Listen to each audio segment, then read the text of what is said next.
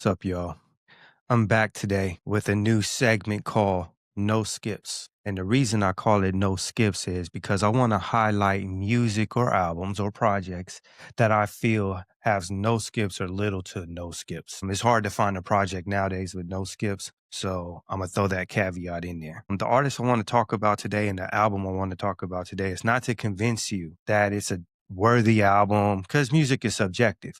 But what I do want to do is use this opportunity to introduce you to new music if you've never heard it before, give you my opinion or take on that project. And today's project I want to talk about has been very inspirational to me. It's been a project that I've really enjoyed for this last year. It is called Chromakopia by Tyler, the Creator. Now, I will preface this. I was not a Tyler the Creator fan before this album. I knew nothing of his music except that he was this wild kid that could rap, but his music was out there. I mean, from the antics, eating the roaches and all that. But my son, Jalen, shout out to Jalen, was a big fan of Tyler, the Creator. And at first I kind of took it as maybe it's just a generational thing.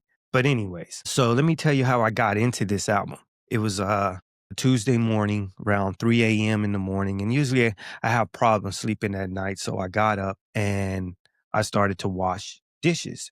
And I saw on my phone that his album had dropped. And I said, well, it's 3 o'clock in the morning, threw my headphones on and just threw it on for a listen just to check it out. And boy, was I in for a treat. And I'll tell you why. The intro of the album, which is narrated by his mother, she starts off by saying, "You are the light. It's not on you, it's in you. Don't you ever in your motherfucking life dim your light for nobody." And then it starts Chromacopia, Chromacopia, this chant, right? And then it has like this African feel to it. And then this like choir comes in and he's just rapping like this whisper rapping. And I was like, wow, not only it was the message that what he was saying inspirational, but just the intro of the album was dope. Just the way he came in with it, the way the beat build and things of that nature, I thought was super dope. So I want to say that intro was very inspirational to me. But as I'm washing the dishes and I'm just letting it play, I'm like, damn. Not only was the music good, his rapping was good, and Tyler himself would tell you that he is not a singer. But even the singing sounded good, or whoever he had singing. And on that song, it was featuring Daniel Caesar. But anyways, I just want to talk a little bit about the album and why I think it's dope and I think it's worth a listen if you've never listened to it before. And I will preface this. Apple Music has named Tyler, the Creator, their musical artist of the year. And I applaud Apple for that. It's very well deserved, given that he dropped 2 albums in 1 year. I want to talk about that other album on another episode. But for this episode, we just going to focus on Chromacopia.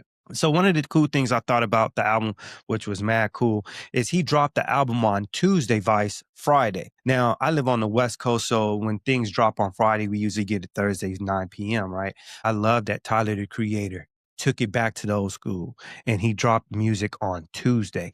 See, a lot of you guys don't know this, but music used to drop on Tuesdays. Now it's moved to Fridays. And I loved his reasoning for this. He said he wanted people to sit with his album throughout the week and get a chance to listen to it. When it drops on Friday, you got 1,000 things going out. You're going out to the club on Friday. You got things you're doing Saturday and Sunday, and you really don't have the time to listen to the project. Smart thinking. Music should go back to dropping on Tuesday because it gives you all week to sit with the album. And in my first listen, it was so good. I was not only when I was done cleaning the dishes, I started cleaning the stove and all this other stuff. And then I just put it on repeat and let it roll again. Now, when it dropped on that Tuesday, I thought that was a great idea because it allowed me to listen to it throughout the week. But the more I listened to it, so after I washed the dishes and all that, I went up to the green room and I went to puff on the J and listen to it a little bit more. And even the second listen, it just started to pull me in more and more. The more I listened to the album, I thought that it was dope. So let me tell you a little bit about Tyler's thinking when he's doing this album. If you look at his hair, he has this weird hairstyle. And the album is dope too, because you can see different versions of his hair or the different and what he's done with his hair. Uh, it's kind of like this crown or something he's wearing. He said he really didn't have nothing, no inspiration in making his hair like that. I think he said it was during COVID and he was taking a shower and he had all the shampoo and he jumped out the shower and looked in the mirror and thought it looked crazy and cool. And he said that's going to be the concept for his new album. And what I love about that is that every time Tyler, the Creator, drops a project, he has a different character. He shows up different. And that's reminiscent of Michael Jackson. Go back and look at all his albums from Off the Wall, Thriller, Bad, Remember the Time, even Invincible. Every time you saw Michael Jackson, he looked different. Every time you saw Janet Jackson, from The Control to the Janet to all them other albums, Velvet Rope, she looked different. Every time you see Madonna, she looked different. Every time you see Andre 3000, he looks different. Tyler, following the greats and maybe his own creative juices. I don't know if he does that on purpose, but he looks different on this album. And I believe this character might go by the name of Saint Chroma or something like that. And as I got deeper into the music, I started to realize that, like Kendrick and maybe some other artists, he drops Easter eggs in the project before for what's coming up next. And which I think is dope in a whole other realm. Now, his influence on this album, I believe it was Kendrick Lamar. He references Kendrick on a song Ratata, where he says that he's the greatest in the city next to Kendrick and next to Kenny, or however he phrases it. And he recognizes Kendrick Lamar and they're good friends. But I think Kendrick's Mr. Morale and the Big Steppers, Kendrick doing that internal work and expressing himself that way through his art, I believe motivated or maybe inspired Tyler to do the same thing. Preference this. During COVID, a lot of us went through a lot of things emotionally. We didn't have the distractions of going to work or going here and hanging out with friends. We were left to sit with ourselves and to sit with our thoughts. And this, I believe, is Tyler, the creator's most introspective work, which is another reason I love it. I love when people can be introspective and talk about things. And some of the things he talks about, being honest with women. His mom told him, stop lying to these girls, stop lying to us. And I love the fact that he's saying in the song, in one of the songs, that I don't want to be monogamous. I don't want to be tied down. I want to see other people. There's songs where he almost had a child and him talking to the young lady, explaining to her that it's her choice to do what she wants to do with her body. But if he had a choice, he doesn't want a kid right now. And if she did have the kid, he would, be there to support her. And it's funny, in another verse, he's talking from her perspective and how she feels about having a kid and how her biological clock is winding down. So I thought that was dope. Another thing about the album that I thought was dope was just how transparent he was and how open he was about his feelings, and especially with his father. As I went back after listening to this, he impressed me so much. I had to go back in his catalog and start listening to other songs. And I started to see this underlying thing that, yeah, I'm different. I'm not like everybody else from LA. But on top of that, I grew up without a father. And there was this disdain for his lack of relationship with his father.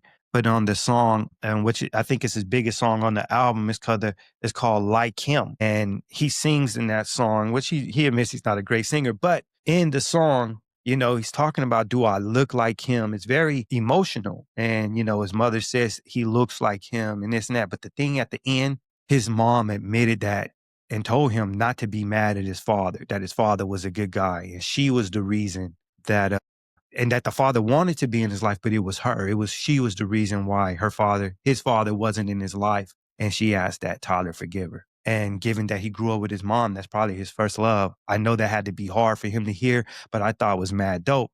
Like I said, his mother narrates the whole album, and he said he got these from voicemails that his mother left him, just things she's always told him growing up. And as he's experiencing life and maturing, see the difference in this album, you get a mature Tyler. The other albums, he was young. Tyler's only 34 years old, I believe, as of right now. And, when he was making all that stuff with the Loiter Squad and Odd Future and all that crazy antics, you got to understand, you're dealing with a young man trying to find his way and just having fun and trying to do things his way.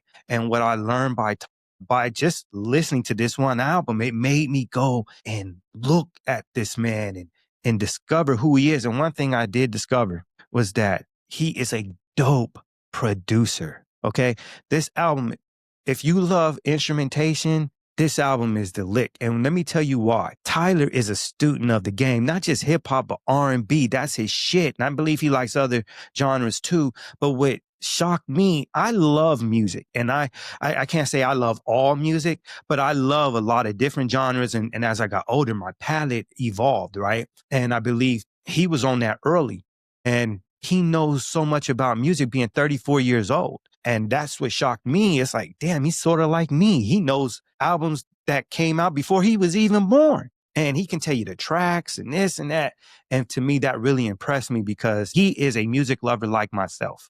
And that is very impressive given his age. And so with that said, I believe him loving all that music and having all that musical influence, it ties into his production. Now, he is a student of Pharrell Williams. Shout out to Pharrell. He is a student of Pharrell and kind of like this honorary member of the Clips. If you have the Clips new album, he also has a feature on there, which he should surprise a lot of people because they didn't realize how vocal or how vocally talented he was as a rapper. And I think because his skill set and production gets outshined by all the stupid antics and crap he used to do. And I think he realized that. And so he's turned that way the fuck down. And, you know, people who are Tyler, the Creator fans, when he's calling people bitches, shut up, ho, this, that, come on, bitch, sing that song. You know, he's just having fun. He's a master troll. I would give him that. But people go to love that about him, that they don't take offense to it. He's not talking bad. He's just having fun. He's still this goofy person. Even at the age of 34, he's still a person that loves to have fun. And I love that about this album. But this was, not only did he have fun, but he also has those tender moments where there's a lot of self-examination. And that's what I love about this album. So let me go ahead. I want to go back from the intro. Like I said, it's very inspirational and it has like this crescendo. It builds, it comes in and it just takes off. And I mean, it's banger after banger, but and then even you got a little bit of the almost like a rock guitar in one of the songs, Paranoid. Like it's just, if you trust me, there's a lot of African sounds and kind of reminiscent of a Childish Gambino a little bit, a lot of R&B influence in it. But one thing I do love about Tyler, as I went back and studied his music, he has dope ass intros. And I love how he takes the listener all the way through this album. And there's this crescendo part, but then towards the end, he starts to let you down nice and slow. Well, and when I say let you down, I don't mean lyrically or just the feel of the music starts to slow down a little bit and he lets you off easy. And I love that, curating the placement of songs in the album so that the album has a nice flow. I give him two thumbs up for that. So the intro is good. The outro songs are good. And one thing, like I said, his influences, the production of the album is sick. This is considered a rap album, even though there's some singing on it too. He is one of those artists that can get away with it because he's not really a good singer himself, but he knows how he wants it to sound. And that's what makes it dope. But he is a producer that puts bridges, y'all, in his music. He puts bridges in his music, and that impressed me. Whereas everything is so cookie cutter nowadays. You know, you just got a hook, a verse, a hook, and it's over. Some back in the day, it was a verse, a hook, a verse, a hook, a verse, a hook, and it's over. Man, this man don't care. He breaks down beat breakdown, whatever. It makes change up, gets very flowerful, whatever. But whatever he's doing is fucking dope. And I love that for this album. And that's why I love all the other albums nominated for Album of the Year, GNX, The Clips. I love them all. But there's something special about what Tyler did with this album, how he breaks down the beats and gives you all those bridges. And it's just time for you to just fall into the groove, so to speak. So I love that about this album. I love that he's only 34 and he loves music like that. And in this album, like I said, he matured and he goes deep emotionally with this album, which makes it dope. The honesty in his lyrics is dope. Once I started exploring his catalog, I started to notice the growth because I went back to the beginning and listened all the way up to Chromacopia. And I was like, okay, I get it. I see it. I hear it sonically and I get it. You know, I saw the change when he got to Igor, and I gotta take my hat off to this young man. a friend asked me if I had ever had a chance to interview anyone in life, who would it be? And it would be Tyler, the Creator. And I don't give a shit about none of the antics that he did before. I love his musical knowledge and I love his influence. I love how he takes the things that's influenced him and puts it into his music. So dope. I have this Chromakopia hoodie on that I got when I went to see him perform in DC. I went with my two boys and my son Jalen and my son Andre Jr. And man, let me tell you, the concert from beginning to end, he was the only person on stage. I think maybe did 90 minutes, but he was the only person on stage. This man danced. He just had a good time. And one of the dopest parts of the concert, it was two stages. And the main stage, he was here. There was a bridge that dropped out of the sky, which allowed him to go from the main stage to this other stage that's in the middle of the concert, right? And so while he was performing on that middle stage, there was a part where the bridge raises back up. So now he's stuck on that middle stage, but there's a house that lowers over the stage in the middle. And there's a camera showing him inside of his home. That's the one thing about this album, Chromakopia. When it was COVID, he really didn't have no place to go. He let his hair grow out. That's how he came up with the haircut style, because he couldn't get haircuts during COVID. And he said he was just home. And he said this album feels like home to him.